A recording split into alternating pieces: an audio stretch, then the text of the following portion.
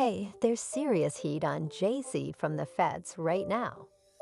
You know there's been chatter for months about them watching him since Diddy's troubles surfaced. Now, word is they're building a case against Jay-Z too, and they're reaching out to potential witnesses who might testify against him. Foxy Brown is reportedly one of them. Those individuals, and reportedly, she has agreed to testify against Jay-Z and expose his past actions from when she was associated with him. But wait, there's more. She's also set to reveal new information about Tupac's true situation that could lead to a major legal outcome after nearly 3 decades. Buckle up, because this is going to be quite a journey. Honestly, I never expected Foxy Brown to be the one to finally bring Jay-Z down once and for all. But here we are. Reflecting on it, it's not entirely surprising. Foxy Brown was closely associated with Jay-Z during his earlier, less refined days. She witnessed firsthand a side of him that differs from the smooth and suave persona he now presents. Foxy is among the few who truly know the real Jay-Z and his capabilities, having seen him in less glamorous moments. Perhaps he assumed she would always stand by his side, no matter the circumstances. For years, he was correct. Foxy has remained silent since the 90s. However, now that the feds are involving her, she's not going to protect Jay-Z anymore. According to reports, Foxy is ready to divulge everything. Not only will she share details about Tupac, but she's also prepared to provide a detailed account of Jay-Z's alleged actions from their past, including what he reportedly did to her and his behavior at that time. Blacklisted her from the industry once he was done using her. It's quite surprising that Jay-Z would treat Foxy Brown poorly, given their long history. They met when Foxy was just starting out in Hollywood and collaborated on several successful songs. They seemed to be good friends, or so it appeared. However, there were red flags in their relationship from the beginning. In the 90s, discussions about grooming weren't as prevalent as they are now. But thank God he never gave him the money, right? Think about it. If he gave the money, Puffy would be in prison now, money for hire. Jay-Z was in his mid-20s when they first collaborated, while Foxy was only 14 or 15. Although collaborations between artists of different ages aren't uncommon, the content of the songs Jay-Z had Foxy performing was highly inappropriate for someone her age. He wrote most of her verses for those collaborations, and they were far too mature for a teenager. For example, in the song, "If I wouldn't have never met him, I would have never been involved in this." You know what I'm saying? If I would have never met the brother, I would have never been involved in this. Really. In the song Ain't No Man, he gave her lines like, "Ain't no man like the one I got. No one can treat you better. Sleeps around but gives me a lot. Keeps you in diamonds and leathers. Friends tell me I should leave you alone. Tell the others to find a man of their own." Jay-Z had a 15-year-old rapping those lines. Seriously, what was he thinking? But it gets even worse. He and Foxy continued to work together, and he even co-wrote her song, Il Nana. The lyrics in that song are even more outrageous. Il Nana, first week out, shipped a $500,000. Men freaked out, she's all about the checks. Check your facts and the track record. I'm about the plaques, shaking my hips half naked, loving this life. Who got the illest on the planet? Sugar walls coming down, just can't stand it. The Il Na. If you're wondering, Nai Nai refers to her private parts. Yes, a grown man wrote a song for a teenage girl with such explicit content. Allegedly a romantical thing. It's all right, I'll say alleged, but we know. Yeah, she hit it before Beyonce. Allegedly. 15-year-old about her private parts. This is one of the wildest things to come out of Hollywood, and we've seen some pretty outrageous stuff. Jay-Z continued writing vulgar and inappropriate songs for her, with many of Foxy Brown's explicit tracks from the 90s bearing his influence.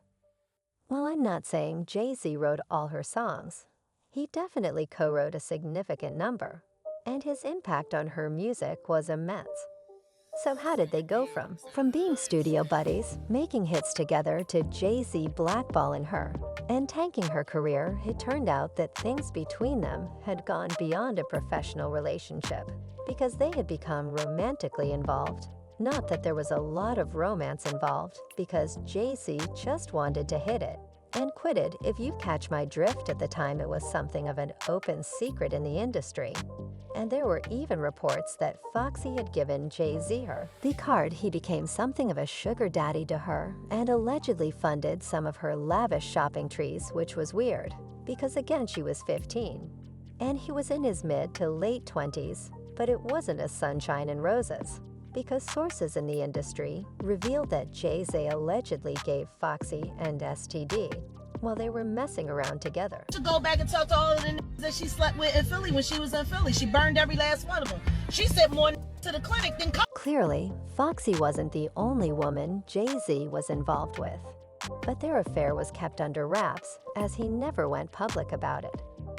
This discretion was crucial, as going public could have led to legal repercussions due to her age. Rumors even circulated that Foxy once got upset at a party and disclosed their relationship, claiming they had made an adult tape together, which she supposedly possessed. Shortly after making these alleged revelations, her home was burglarized and the tape was stolen, which raised suspicions.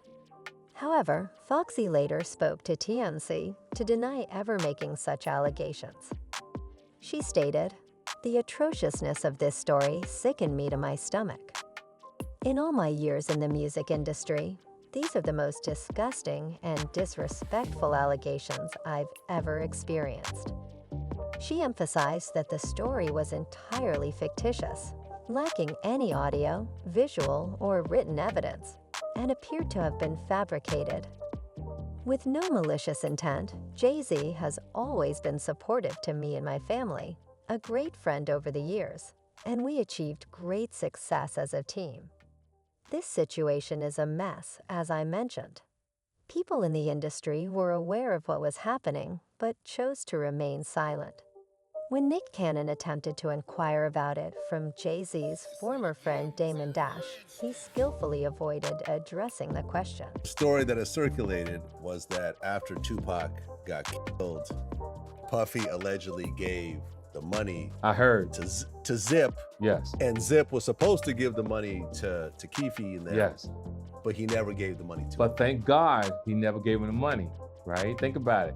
If he gave the money, Puffy will be in prison now, money for hire, hire. So thank God. It's just a true story. I'm not saying yes or no, but if he would have gave them the money, it'd have been for hire and Puffy would be locked up. Ness hinted at the affair in his song Ether, suggesting Foxy had Jay-Z agitated because he was deeply involved with her. Reports claim Jay-Z became paranoid about the affair, accusing Foxy of gossiping, which she denied. Despite her denial, Jay-Z allegedly blacklisted her as a result. This situation is messy, involving not only character testimony, but also her potential testimony regarding Tupac's murder. Prosecutors reportedly want Foxy to testify that reputed Southside figure Dwayne "Key D" Davis was in Las Vegas on September 7, 1996, implicating him in the crime. Foxy has denied it, but the Clark County District Attorney's Office is compiling a list of witnesses who claim they saw Davis in Las Vegas on the night of Tupac's murder. However, Key D asserts there is no evidence placing him in Sin City that fateful September night. Reports suggest Foxy allegedly encountered Key D in Vegas and interacted with him before Tupac's tragic death later that evening.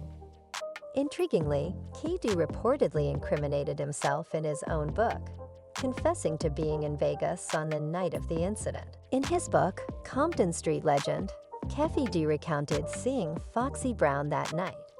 He described how he approached the car's driver's side window and noticed Foxy Brown inside with Eric Von Zip. Keffi instructed Foxy to exit the car while he got in. Fonzip revealed a hidden compartment, retrieved a black Glock 40, and handed Keffi a 17-shot firearm, stating it was time to pursue the money. Here's a rewritten version. I quickly stashed the firearm at the small of my back, exited the car, held the door open for Foxy Brown to re-enter, closed it, and they drove off. However, he now asserts that he fabricated the entire story for attention and that it never occurred. Nevertheless, law enforcement remains skeptical and seeks Foxy's testimony. If she does testify, it could significantly implicate Diddy, and Jay-Z KD previously disclosed that Diddy allegedly offered $1 million bounty on Tupac's life.